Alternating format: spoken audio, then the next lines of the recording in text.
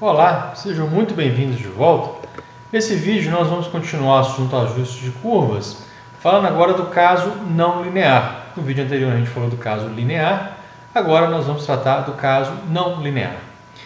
Bom, em algumas situações, a família de funções escolhidas pode ser ou pode não ser linear nos parâmetros. Anteriormente a gente fazia uso de funções lineares e não lineares, porém a combinação era uma combinação linear. Eu podia usar x ao quadrado, que não é linear, poderia usar um expoente, podia usar uma função exponencial, mas as minhas variáveis α1, α2 e α3, elas eram sempre variáveis lineares, ou seja, elevados a 1. Agora não. Agora eu posso, por exemplo, utilizar uma exponencial, e de x, porém eu vou usar α1 e de x e eu vou colocar um α2 vezes esse x.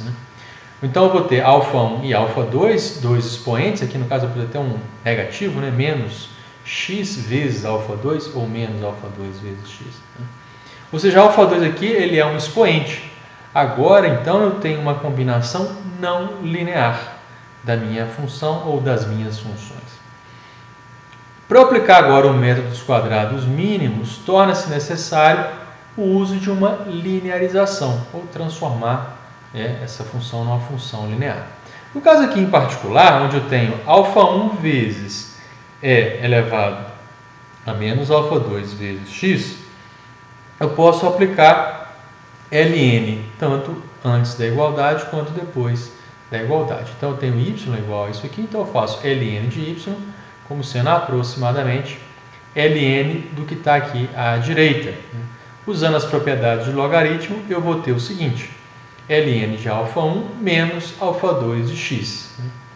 Então, eu posso chamar ln de α1 de beta1 e posso chamar menos α2 de beta2. De tal maneira, então, que eu vou ter ln de y como sendo aproximadamente beta1 mais beta2 de x, que vai ser a minha função φ de x. Então, o meu problema que antes era encontrar α1 e α2 passa agora a ser encontrar beta1 e beta2. Aplicamos então métodos quadrados mínimos na resolução do problema linearizado, não no problema original.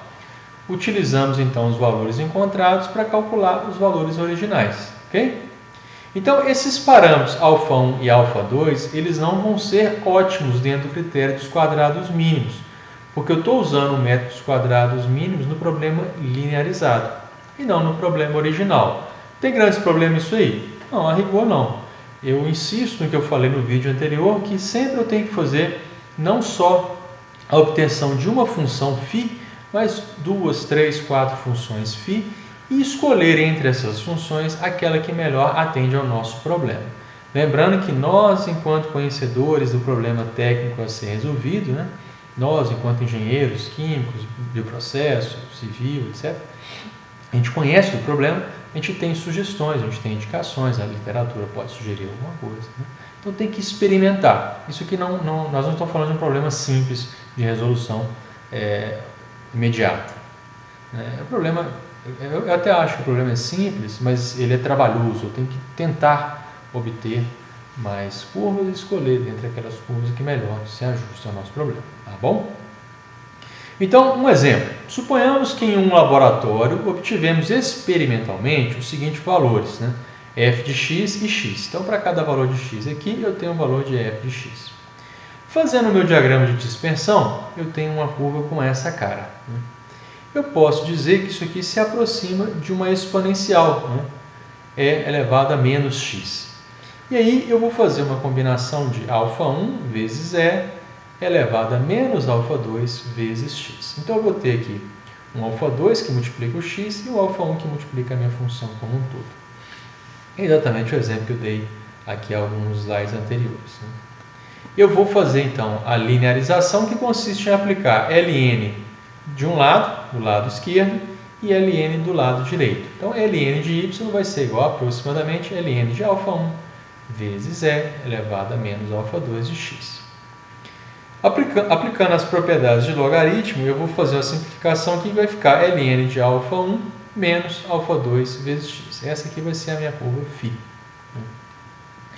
Como eu apliquei, aqui é interessante notar, como eu apliquei ln no y, eu tenho que gerar uma nova tabela, onde aqui em cima o x fica igual, e aqui embaixo eu vou aplicar ln naqueles valores. Então, o que eu tinha aqui antes, ó, esses valores aqui, eu não vou usar f de x, eu vou usar ln de f de x, ou ln de y. Então, meus novos pontos vão ser esses que estão aqui. Eu vou achar, vou chamar ln de alfa 1 de B1, e menos alfa 2 eu vou chamar de B2, tá certo? Essa substituição aqui. E eu vou usar essa nova tabela para achar o beta 1 e o beta 2. Eu falei B, mas é beta, né? Beta 1, beta 2, tá bom? Nessa nova tabela. Bom, aí eu vou resolver do jeito que nós já estamos acostumados, né? Eu vou ter aqui, são 8 pontos, então meu somatório varia de 1 até 8 para cada um desses termos aqui. Vou ter G1 vezes G1, G2 vezes G1, G1, G2, que é igual aqui em cima, né? E G2, G2. Lembrando que eu tenho G1 igual a 1 e G2 igual a x, né? Esqueci de mencionar, tá bom? Então eu resolvo da forma como nós já estamos habituados e vou ter esse sistema de equações lineares que estão aqui. Se você está com alguma dúvida, eu sugiro que volte lá no slide anterior, no vídeo anterior, onde a gente fala como obter esses somatórios aqui. Mas é bastante simples, né? G2 é essa curva que está dada aqui, G1 é essa constante 1 que está dada aqui, tá bom? Aqui, lembrando que aqui eu estou usando o f de x aplicado recebendo ln, né?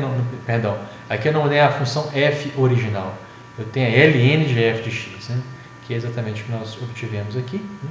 Essa nova tabela, não é a tabela original, né? Então eu resolvo, obtenho esse sistema de equações lineares e o resolvo. Onde eu achei beta 1, beta 2. Resolvido? Não, eu não quero nem beta 1 nem beta 2, eu quero a função φ. Então a primeira coisa é transformar esse beta 1 e beta 2 em alfa 1 e alfa 2. Beta 1 é igual a ln de alfa 1. Se eu aplicar E de um lado e do outro, eu vou chegar à conclusão de que alfa 1 vai ser igual a E elevado a beta 1. Ou seja, alfa 1 vai ser igual a 3.001, porque o beta 1 é esse valor que está dado aqui. E alfa 2 é igual a menos beta 2, né? Ou seja, alfa 2 é igual a 2.5.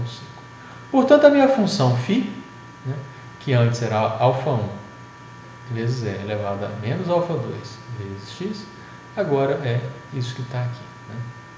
E aqui eu plotei a curva. Em vermelho estão os pontos originais. Em azul está a curva com essa função que eu gerei aqui, né? E aqui em vermelho eu fiz um 3.001 vezes E elevado a menos x, né? E é como se eu não tivesse usado como não, na verdade eu não tivesse usado esse beta 1 aqui, né? Como se eu não tivesse usado o expoente, na verdade o alfa 2. Eu não coloquei o alfa 2 aqui. Então ficaria bem diferente, né? Então veja que eu ter usado esse caso não linear, calculado o alfa 1 e o alfa 2, né? Principalmente esse alfa 2 nesse expoente, fez com que a curva se ajustasse muito melhor ao meu conjunto de pontos, ok? Então, existem outras situações em que será preciso fazer a linearização da curva, né? Ajustada aos pontos. Eu posso, por exemplo, usar uma hipérbole, né? E essa hipérbole pode ser linearizada. Posso usar uma curva exponencial, essa curva exponencial também pode ser linearizada. Posso fazer também uso de uma curva trigonométrica, essa curva trigonométrica também pode ser linearizada. Então eu vou ter que ver, né, usando o diagrama de dispersão, com que aquele diagrama se parece, o gráfico que geraria aquele diagrama, como é que ele se parece.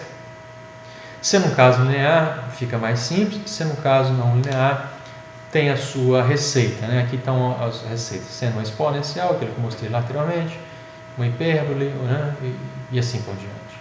A gente pode sempre utilizar esses valores não lineares, essas curvas não lineares, e depois vir a linearizar.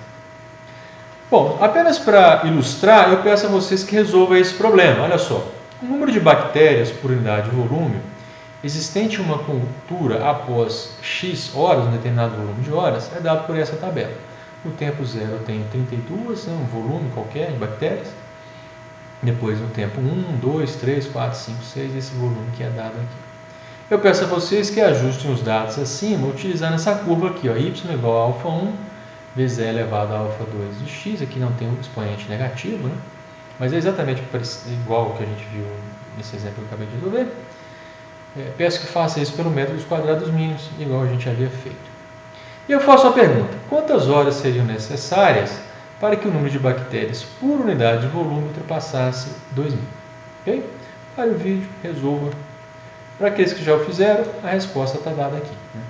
A curva vai ficar dessa maneira, né? De tal maneira que eu tenho y igual a 32,104 vezes e elevado a 0,355x. A letra B, então, é só igualar isso aqui a 2.000, né? Jogar ln de um lado e do outro e descobrir o valor de x no nosso tempo, né?